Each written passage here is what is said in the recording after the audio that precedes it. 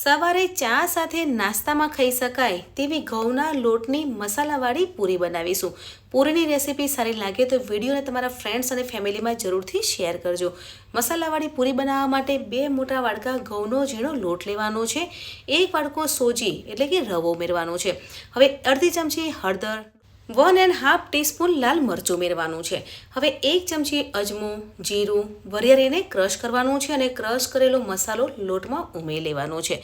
તો એ બધો જ મસાલો લોટમાં ઉમેરી લેવાનો છે. હવે ચપટી હિંગ ઉમેરવાની છે, અડધી ચમચી ધાણા જીરું પાવડર, સ્વાદ પ્રમાણે મીઠું ઉમેરવાનું છે અને 1 ચમચી સફેદ તલ ઉમેરવાના છે. અહીંયા 1 થી 2 ચમચી કસૂરી મેથીને હાથથી ક્રશ કરી પછી ઉમેરવાની છે. 1 ચમચી ચાટ મસાલો ઉમેરવાનો છે. બધા જ મસાલાને સાથે મિક્સ કરવાનું છે અને મોણ માટે 1.5 કપ તેલ ઉમેરવાનું છે. તેલ વધારે ઉમેરીએ છીએ તો પૂરી એકદમ ક્રિસ્પી અને કડક બને છે. તો એ બધા જ મસાલાને સાથે મિક્સ કરવાનું છે. પાણી ઉમેરી અને કડક લોટ બાંધી લેવાનો છે.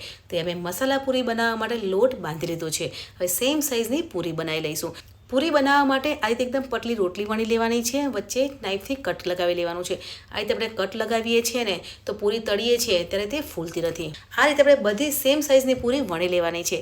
હવે પૂરી તળવા માટે તેલ ગરમ કરવા મૂકી દેવાનું છે. તેલ ગરમ થઈ ગયું છે તો પૂરી ગોલ્ડન લાઇટ બ્રાઉન કલરની થાય ત્યાં સુધી તળી લેવાની છે. તો એ બધી જ પૂરીને તળી લઈશું. ફ્રેન્ડ્સ, આજે આપણે ઘઉંના લોટની મસાલાવાળી પૂરી બનાવી છે. આ મસાલાવાળી પૂરી સવારે ચા સાથે નાસ્તામાં ખાઈ શકાય છે અને આપણે બહાર ગામ જતા હોઈએ ત્યારે આપણી ઘરે ખાસ બનાવવામાં આવે છે. મળીએ છીએ નવી રેસીપી સાથે. ત્યાં સુધી બાય બાય.